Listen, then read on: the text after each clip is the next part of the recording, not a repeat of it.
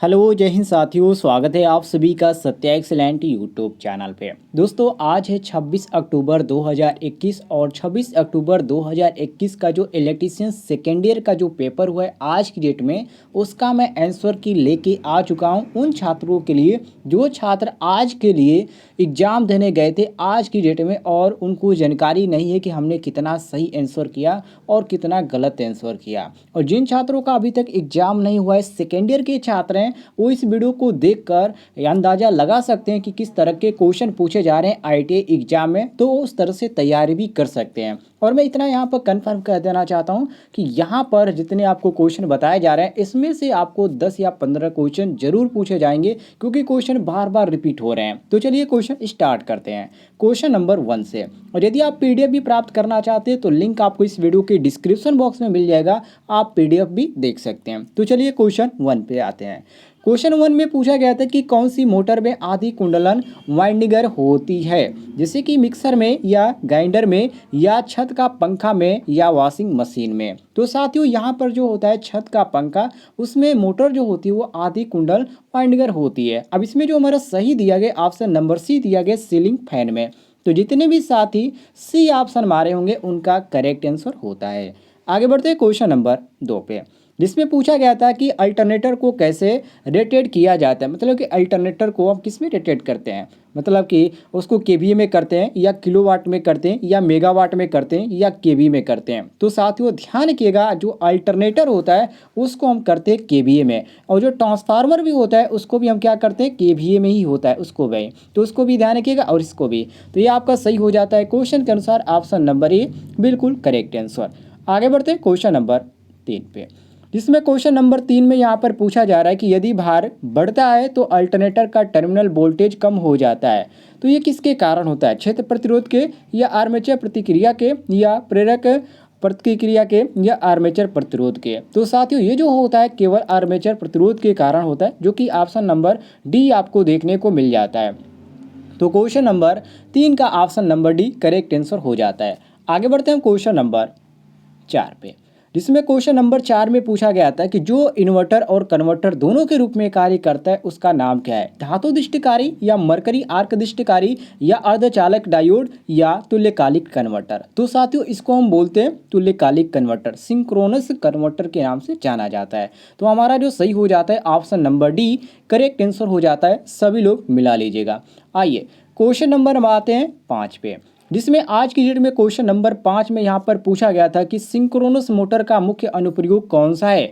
Lift में इसका ज़्यादा प्रयोग होता है या कागज रोलिंग मिलों में या एसी से डीसी कन्वर्टर में या पावर फैक्टर कनेक्शन डिवाइस में। तो साथियों इसका जो अनुप्रयोग होता है ध्यान रखिएगा पावर फैक्टर कनेक्शन डिवाइस में ज़्यादातर होता है। तो यहाँ पर जो आपका सही हो जाता है ऑप्शन नंबर डी, और जितने भी छात्रों ने डी ऑप्शन मारा उनका करेक्ट आंसर हो जाता है। आगे देखते हैं हम क्वेश्चन नंबर 6 को, जिसमें क्वेश्चन नंबर 6 में यहाँ पर पूछा गया था कि मैं थोड़ा सा जूम कर देता हूँ इसको, यहाँ पर देख सकते हैं।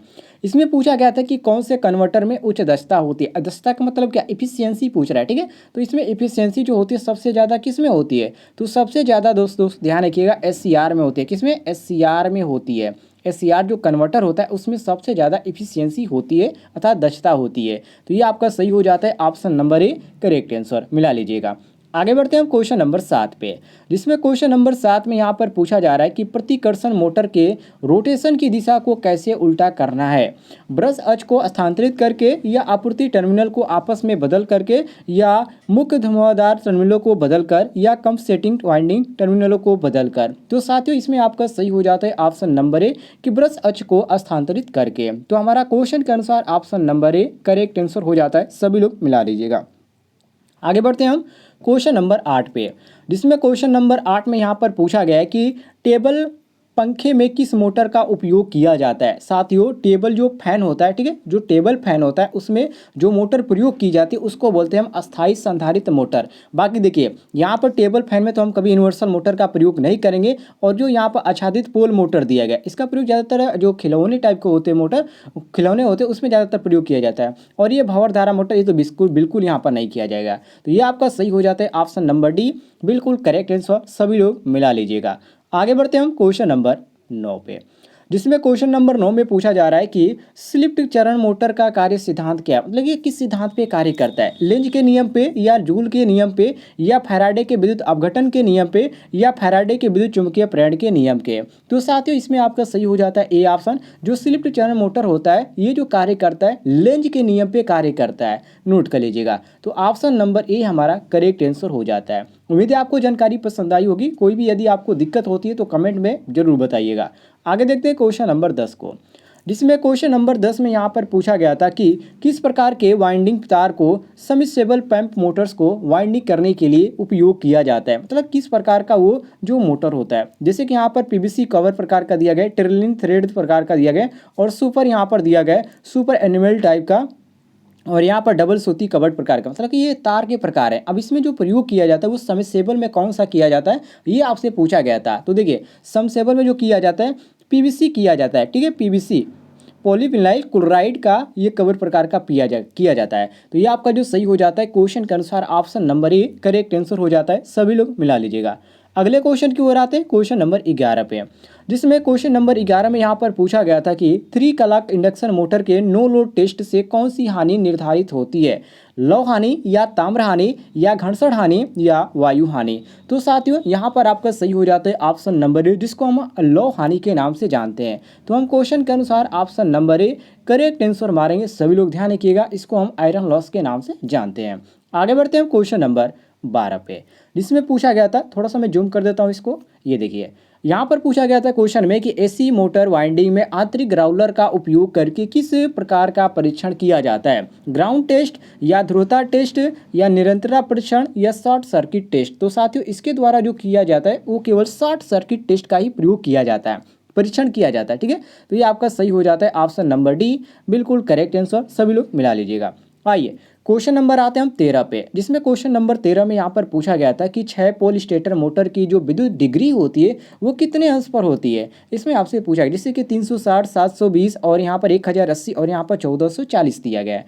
तो इसमें जो आपका सही हो जाता है बिल्कुल करेक्ट वो आपका 1040 ही होता है। कितना होता है? 1040 होता है। सभी लोग नोट कर लीजिएगा, मोस्ट इंपॉर्टेंट क्वेश्चन है ये। आगे बढ़ते हैं हम क्वेश्चन नंबर 14 पे, जिसमें क्वेश्चन नंबर 14 में यहाँ पर पूछा जा रहा है कि भारी भार के अचानक भारित करने के लिए किस प्रकार की डीसी मोटर का उपयोग किया जाता है, शंट मोटर का या श्रेणी मोटर का या विभेदक यौगिक मोटर्स का या संचयी यौगिक मोटर्स का।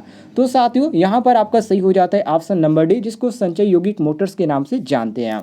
तो हमारा डी ऑप्शन क्वेश्चन के अनुसार करेक्ट आंसर हो जाता है। सभी लोग मिला लीजिएगा। आगे बढ़ते हैं क्वेश्चन नंबर 15 पे, जिसमें क्वेश्चन नंबर 15 में यहाँ पर पूछा जा रहा है कि कम्यूटेटर क्यों तेज चमक उत्पन्न कर रहा है, मतलब कि क्या रीजन है कि जो कम्यूटेटर होता है वो काफ़ी तेज चमक उत्पन्न करता है, जिससे कि ब्रश की गलत स्थिति या गलत फील्ड कनेक्शन होने के कारण या ध्रुवता की गलत दिशा होने के कारण या गलत आर्मेचर कनेक्शन होने के कारण। तो देखिए इसका जो सही रीजन ये बनता है कि इसका जो ब्रश का जो सेटिंग है वो गलत किया गया है। जो गलत करने के बाद क्या होता है, कम्यूटेटर जो काफ़ी तेज चमक उत्पन्न करता है। तो ये आपका जो सही हो जाता है option number A correct answer हो जाता है। सभी लोग मिला लीजिएगा। आगे बढ़ते हैं हम क्वेश्चन नंबर 16 पे। ये थोड़ा सा लंबा क्वेश्चन है, जूम करना पड़ेगा। ये देख सकते हैं, हो गया।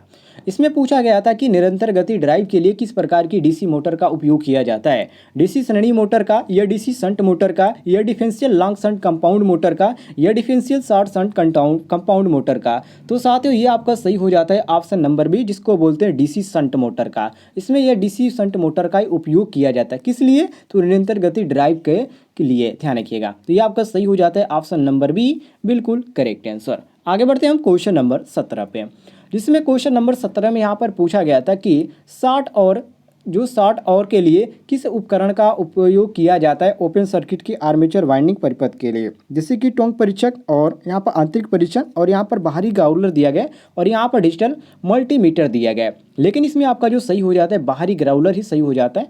मैं क्वेश्चन आपको पूरा दिखा देता हूँ, नहीं तो आप बहुत सारे लोगों को समझ में नहीं आएगा।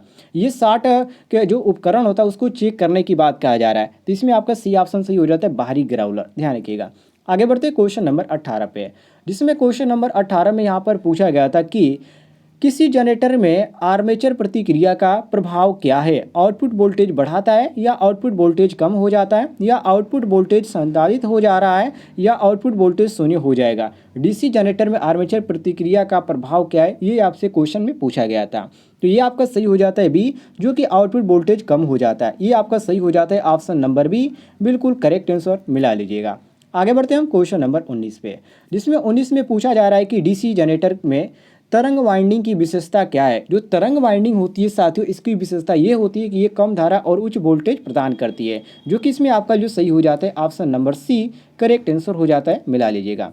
आगे देखते हैं क्वेश्चन नंबर 20 को, जिसमें यहाँ पर क्वेश्चन नंबर 20 में पूछा जा रहा है कि चुंबकीय क्षेत्र की दिशा ज्ञात करने के लिए किस नियम का उपयोग किया जाता है। तो चुंबकीय क्षेत्र की जो दिशा ज्ञात करें, आपने पढ़ा होगा साइंस में, इसमें जो प्रयोग किया जाता है फ्रोमी के दाहिने हाथ का नियम ही प्रयोग किया जाता है। तो इसमें आपका सही हो जाता है ऑप्शन नंबर डी, बिल्कुल करेक्ट आंसर, सभी लोग मिला लीजिएगा। और यदि आपको किसी भी क्वेश्चन में किसी भी प्रकार का कोई भी कन्फ्यूजन होता है तो कमेंट में पूछ लीजिएगा और चैनल को सब्सक्राइब करना ना भूलिएगा, डेली पेपर आते रहेंगे।